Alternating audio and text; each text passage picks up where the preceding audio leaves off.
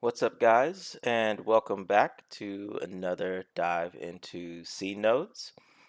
This time, we're going to be building this procedural neon sign, and I guess the C nodes object includes the neon sign, this glass backplate, this sort of like tape mask that masks off the part where the neon sign thing is glowing.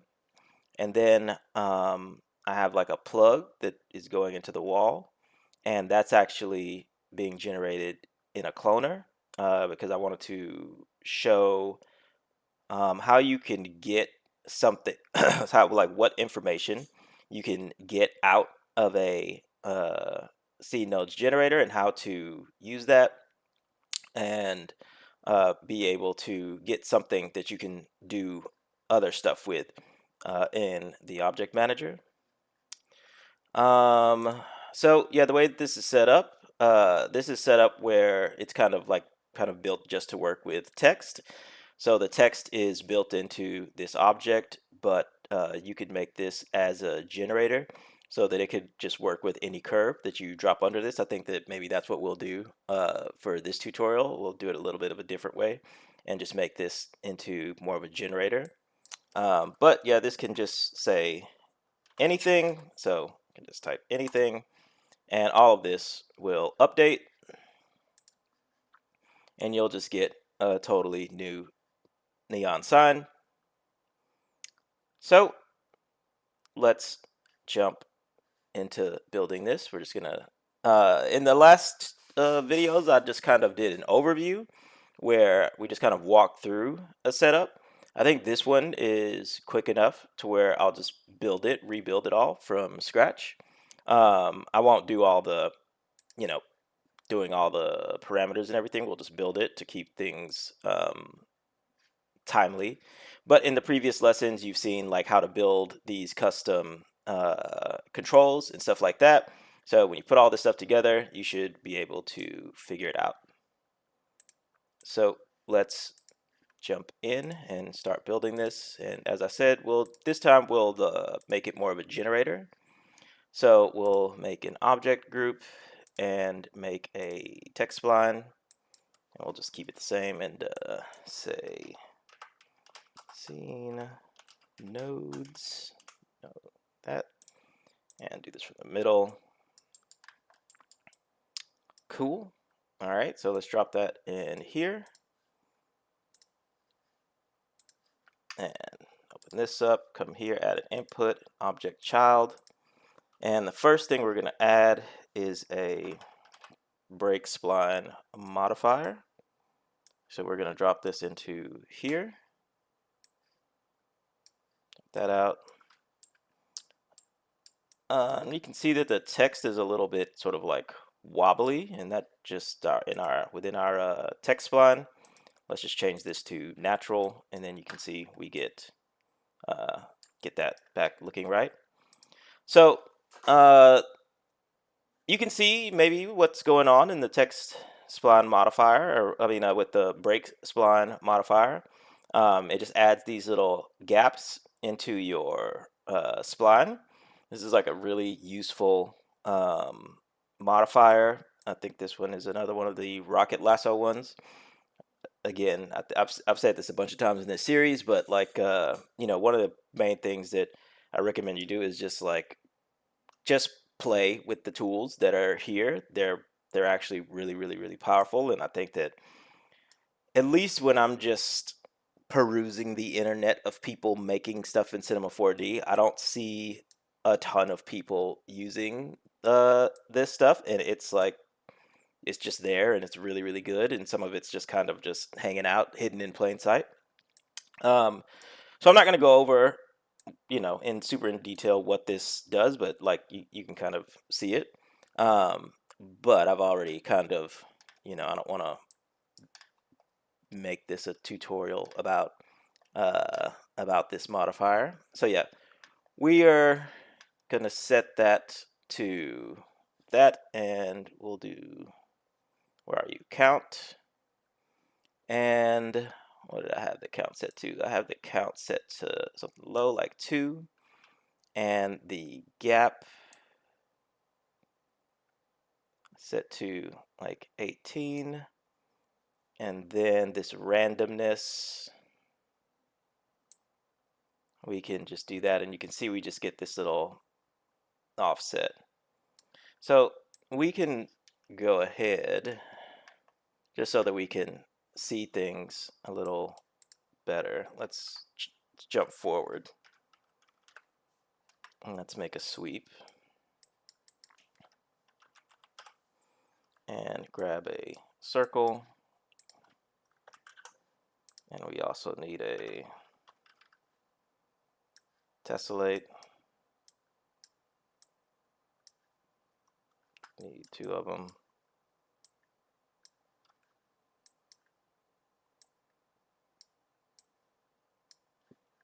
Okay.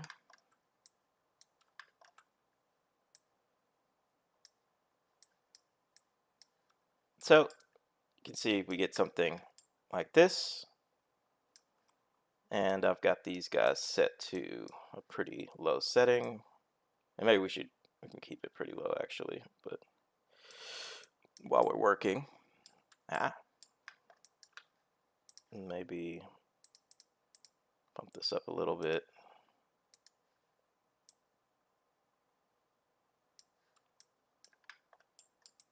Okay. So you can kind of see what's going on here. I think I want, let's see, this gap.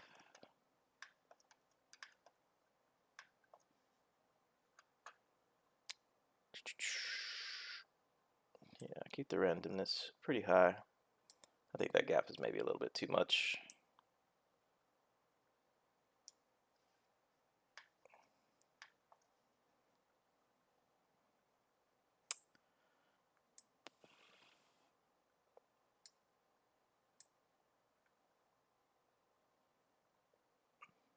Maybe something like that. Okay. So now what we want to do, we might just come back here and just look at the spline again. So basically what we want to do is take these endpoints and sort of just like extrude those back. So the way that we're going to do that is, first off, we're going to do an explode spline segments. And so this is coming after the tutorial, the last tutorial, where we learned a little bit about arrays and a little bit about iteration. You can see that when we put this in this explode spline segments, the output of this is an array of geometry. So what this is basically doing, if you've used, explode mesh segments, spline segments, there's like an object manager equivalent to this normally, and you get like a list of objects. So in here, it's a similar deal. You're getting a list of objects. So let's just make a connect object, and we can actually just plug this directly into here. And if we plug this into here, then we can see that we get this list of objects. So there's 24 different spline segments, and that's what this array is composed of. So again, if we did this in the object manager and we didn't explode spline segments, we'd have 24 splines in here. So now, and this is where the sort of like the power of doing procedural stuff comes into play, is we can do an iterate collection. And so for this, we can just drop this in here. And so now what we just said is, for every spline segment in here, whatever comes after this, we're going to do it for every single one of those. So all 24 of those, it's going to do the first one, the second one, the third one, the fourth one, all the way through the entire array. So what do we want to do? We want to get, it's actually the geometry property get, and we are getting the positions.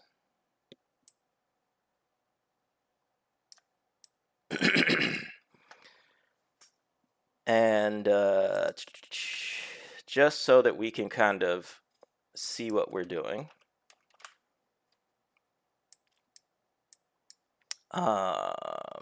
this, I think I mentioned this last time, but this is just a custom node, but all it is, edit asset as group, it's just a sphere and a clone onto points. But yeah, like I said last time, why make two nodes when you can make one? So I've just put that here so that I can do this and be able to see what's going on. So we said get positions, and so we've just got all the points of those splines. Cool. And we're doing it again for each segment. So now we're going to say, because if you remember, let's go all the way back here and drop this in here. I said for each one of these segments, so you can look at this segment right here, like for this guy, boom, boom. So we want the beginning and the end so that we can push those back in space. So we're going to do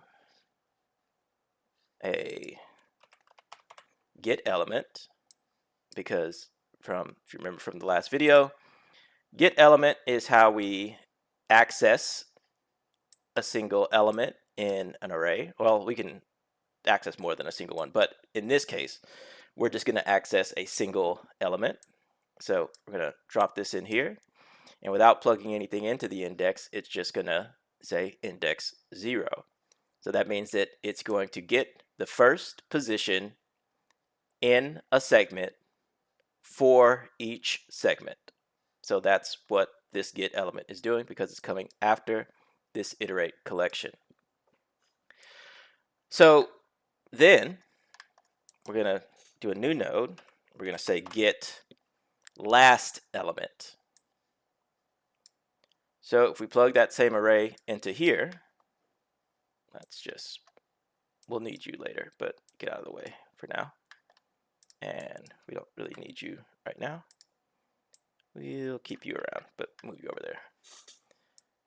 Okay, so now we've got get last element. So this is a handy node because irrespective of the length of the array, this one just gets whatever the last entry is in the array, which is exactly what we want, because these different segments have a different amounts of points. So this is a part of the procedural setup, and why this will sort of like work well for us is because it doesn't matter how many intermediate points there are in here. This one will always get the first point, and this one will always get the last point. So we're going to come in here, and we want to, like I said, we want to offset that point. So what we're going to do is add, and we are going to be adding a vector. So we're going to put this into here. So this is the first point, and if we, just so we can visualize this, will this work? We'll have to do a build array, but so we're going to take this point, and I'm going to make a where are you? Compose vector 3D. and this is going to go into here. So if we drop this into here, you can see here's those first points, and we are just going to, there we go, wasn't moving, move these back in Z. So we'll just move them back, say about that much for now. Cool. And then we're going to do the same thing for the last element. So we'll drop this in here, and we can just take this same thing and put that in there. Okay. So now, and just to, let's, if we take this and put this in here instead, you can see it's the same thing. It just switches between, this was the first point, this is, and they're just jumping to the last point. It's a little hard to see with just looking at these little dots. Grab this and maybe make these bigger just so it's easier to see. But that's the first point. That's the last point. And if we come all the way back here, let's just do actually what will be useful. Let's do this. And grab a children op just so that we can see everything.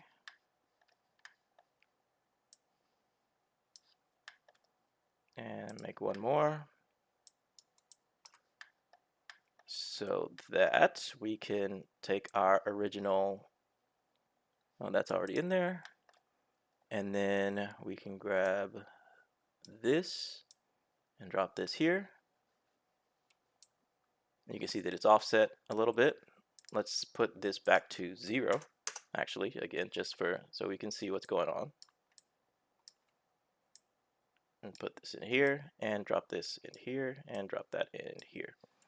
Okay, so you can see what's happening.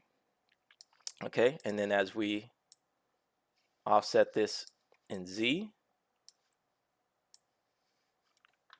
you can see that we're getting these moved back.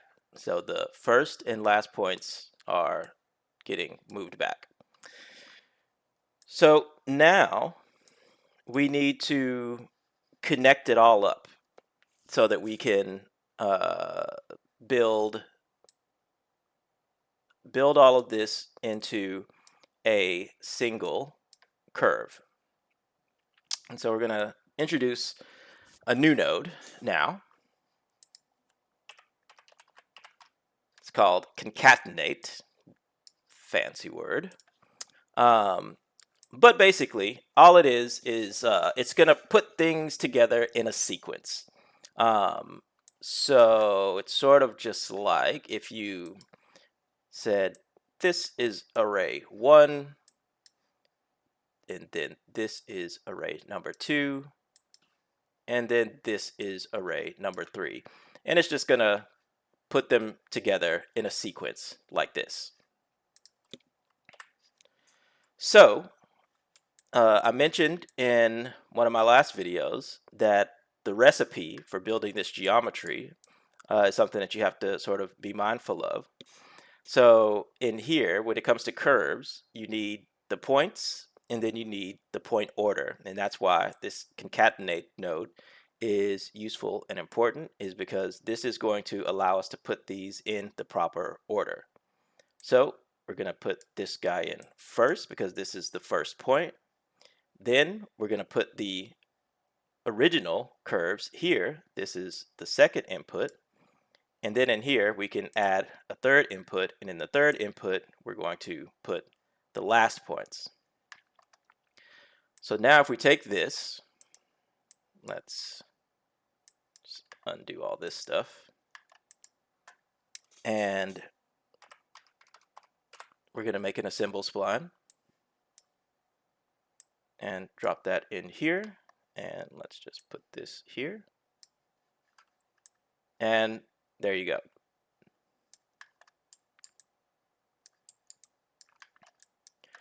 So you can see that we've got our, let's get a better view. lines being offset here, connected, and everything is working the way it should. So after this assemble spline, we're going to make a spline chamfer,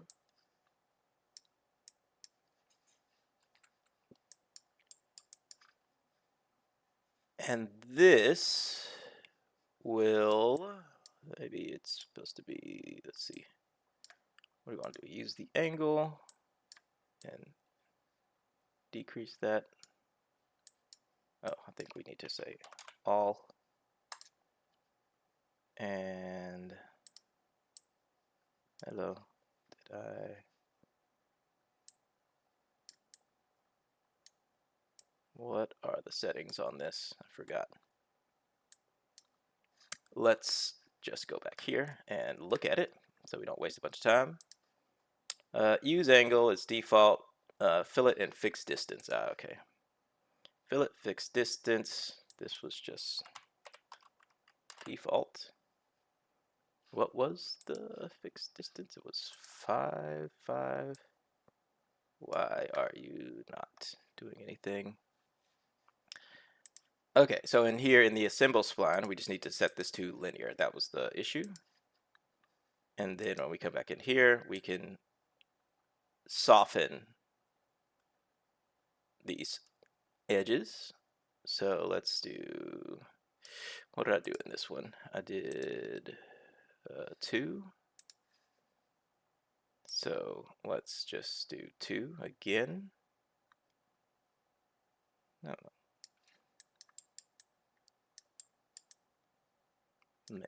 maybe let's do 4. That looks kind of nice. Okay, so then we've got that. And to be tidy, we're going to make an assemble collection here. And we're going to make this an array of geometry. Going to drop this in here, grab this iterate collection, and connect this into here. I loosely explained why we do that. This whole thing, again, will work without us doing this, but this is more of a best practices thing, so that, you know, when you're building more complex setups, you want to make sure that when you open up an iteration, you close that iteration somewhere else. Okay, so now we've got an array again, but as you saw earlier, we can just put that into a connect, and that drops that back down into a single object. And now we can bring this back.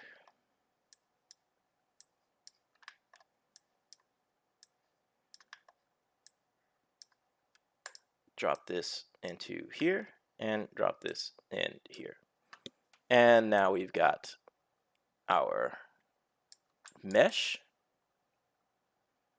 Cool. So let's come to our compose vector. I'm going to control click. Oh, what am I doing? It's already here. Z, but add a new input, and we'll just call this offset. Okay. All right, so that's a big part done. Let's maybe also take our circle and expose this. And radius is probably an okay name for that, because right now maybe it's a little thick. So yeah, maybe around there. And I think also maybe let's expose the distance here, and we'll call this I'll just call this bevel.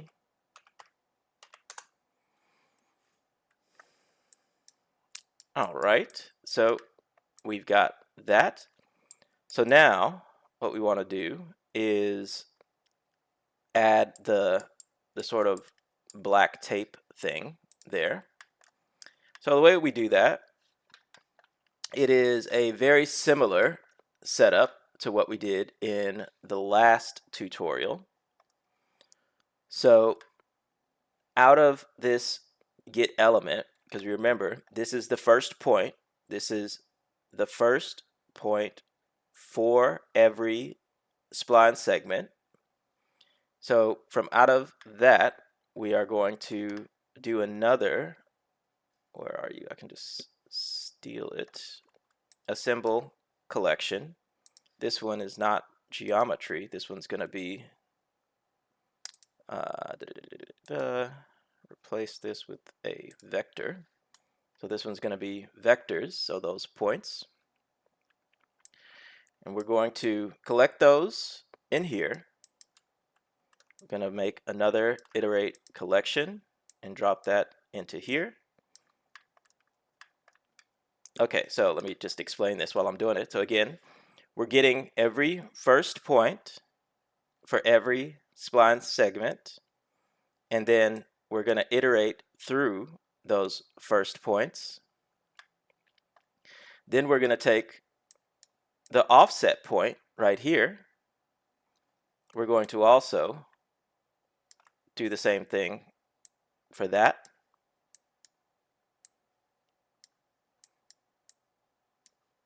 But we are not going to iterate through both of those.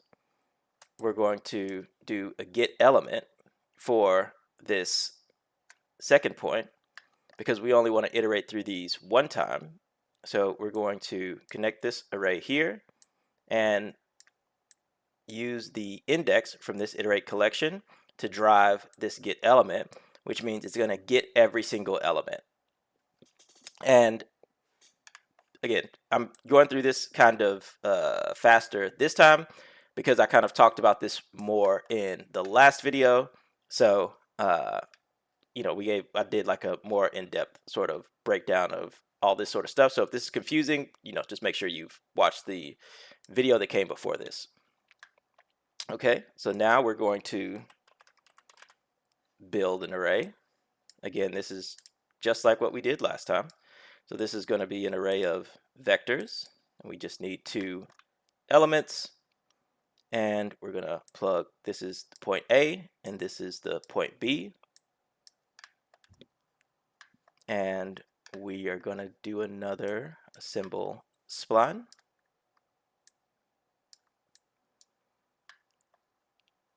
And we are going to use the trim spline modifier.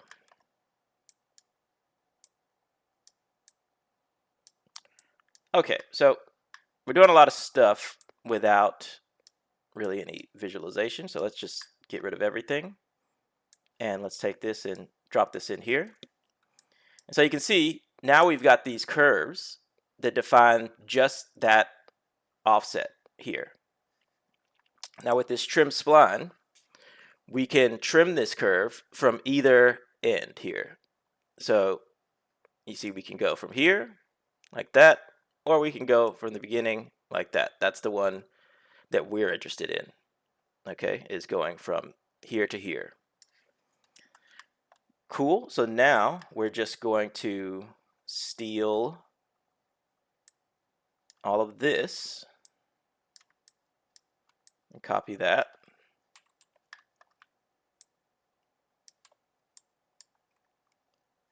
And drop this in here.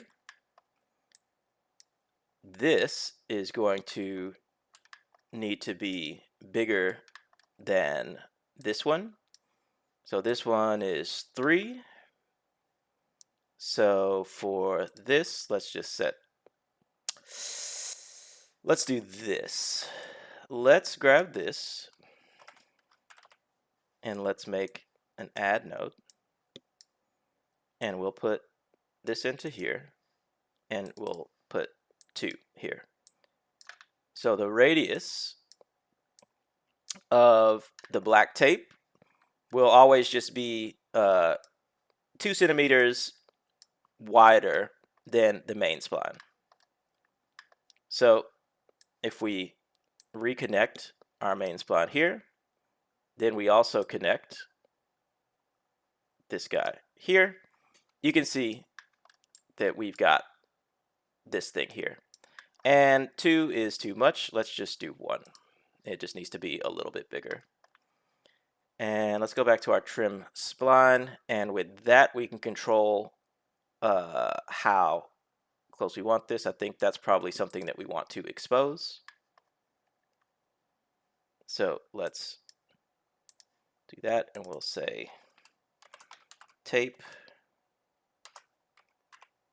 length. And let's just drop that out of here. Okay. And so now that's just for the first point, but not the second point. So we're just going to take all this. Let's tidy up a little bit, give ourselves some space. Wait, why is that? Okay, that's being weird. You're supposed to be connected, even though it's still showing up in the viewport. Grab that, grab these guys. Let's move all this up a bit, all that, just so that we can kind of keep track of what's what. And we can even grab this, Control G, and we'll say this is start tape.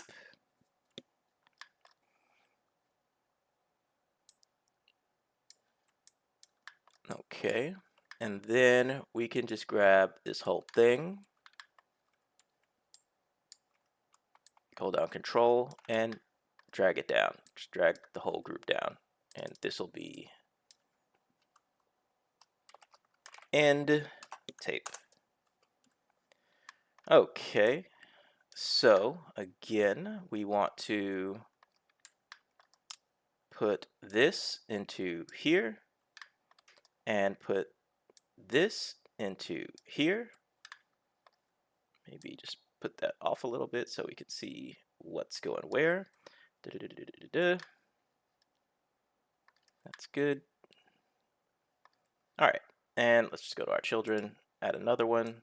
Actually, we didn't need another one. We can drop this in here. And let's see, we need to make sure that the radius here is also driving this guy. And there we go. So now we've got our tape on both of these. And that's that. So then lastly, so we've got this, we got our end tape. We can just kind of drag this down so that we can, again, just kind of see visually what's going on in a pretty clear way. So let's just bring things together around their groups. Okay, so then we need our glass that goes behind this. So we're going to go all the way back to the original input geometry, and we're going to make an outline spline and drop that in here. So again, just for, well, actually, we'll just do it all together. So let's take this outline spline and drop it in here. And it is currently up under all of this, so let's make a transform geometry. And we're going to offset this in Z. About, you can do it about right there. And so now we've got this outline spline. And we are going to just take the outside of this, and we can take this and give it a thickness, and it's basically going to just act as an offset for this spline. So this should be a little bit bigger than the original one. So we'll take this, do an extrude, and let's increase this a bit so that that spline's not as detailed. That's a bit extreme. Let's make that maybe like 3. Cool, cool. And yes, we want that to just go through there. All right, so that's good. The offset here, we don't need all the controls here. So all we really care about is the Z. So we'll call this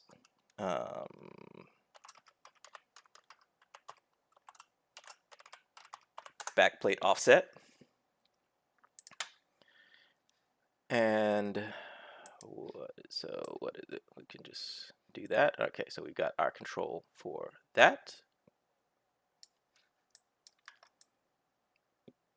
All right, so that's looking good. All right, so that's the majority of it. And the last thing that we have is we had some plugs on the ends here. And I did that in the object manager. Not obviously we could do it in here, but I just wanted to show you something. So we've got this children op, and it is outputting, all this geometry. Within C nodes, we can decide a lot of different things. Like in my example, if we go here, you can see that I am assigning, or I'm basically putting this material op here, which that gives me these slots where I can drag materials onto the different objects in here. But another way that we could do this is I could make like polygon selections within this node graph, and then I can output that, and then I could drag materials on here and then just drag those polygon selections onto the material. We can do things like that. But one of the things that I wanted to show is that if we take this and we want to sort of reference this object from other objects in the object manager, whatever the first child is in here, that's what those other objects are going to see. Okay, so like the first child currently is our main geometry, this main sweep. So if I were to, let's say I make a cloner, it's just going to make a cube, and let's make it pretty small, and make a cloner and put this on object, and then the object is going to be this guy. So you can see that it's reading this as a mesh, and I could, it's basically doing putting those clones on the surface of that mesh. Cool. But if I come in here, let's make another child and drag everything down one so that the first child thing is open. And in the first child slot, I'm going to grab our last node that's a curve, which is this connect. And let's drop this in here. And let's just clear that and then drop this in here again. Oops, yeah, drop this in here again. And you can see we get a different thing happening. So now the cloner is seeing this entire object that's got a bunch of stuff in it as a curve. So if we change the count to 1, not 0, to 1 on this curve, and then you can see that we got these start and end guys here. So if we push this, forget exactly how this is supposed to go. Maybe it's just like that. Okay, so now it is just, how do we set this up? So this is that, and we need to, that's gonna do it like that. Do I need to do 2 cloners? I might need to do, there might be a better way to set this up, but for now, just so that I don't struggle with this too much, I'm just gonna duplicate this cloner, and on the second one, we'll do, is it here?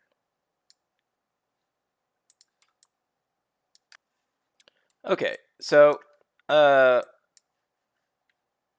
made 2 cloners, and one of them is set to start at 0 and end 100 with 1 count. That's going to put this on the end. And then the other one is the other way around, and make sure that loop is unchecked.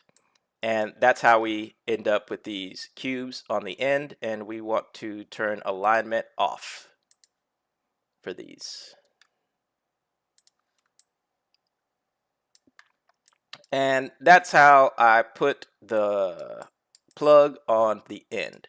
And so now you can see that if we go in here and just adjust this offset, everything updates the way it should.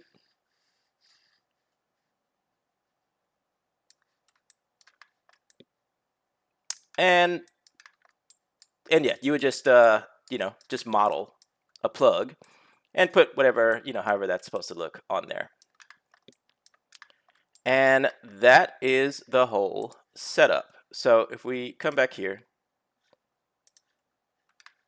you can just see that yeah, it's just very simple. Got this little plug right there.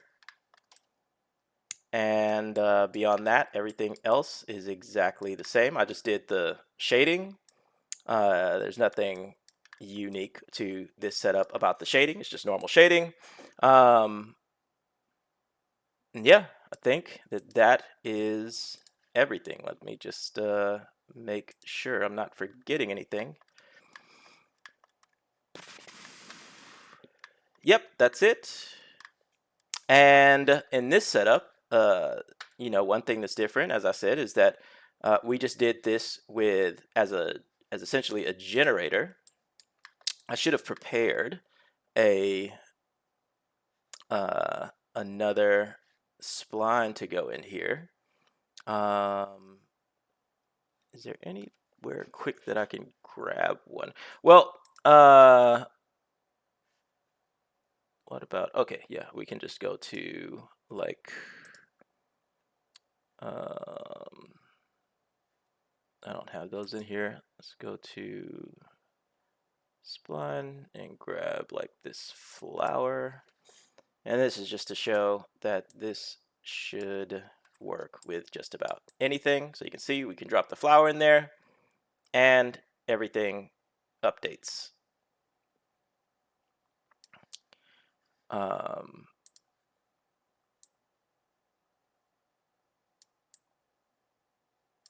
Right? So you get the idea. You can just drop any spline in there and the whole setup will update. Okay, so that's that. We touched on a few additional nodes and learned how to manipulate things a little bit more. And yeah, that's like I said, one more step into scene nodes. So hope you guys learned something and found this useful. If you did, you know the sort of YouTube drill: like, subscribe, comment. Comments are great. I think the algorithm really likes comments. So if you have any questions, or you can just say some random stuff, whatever. I don't care. But yeah, just so this can go out to more people and we can dig deeper into C notes. So yeah, that's about it. I'll catch you guys in the next tutorial. See you later.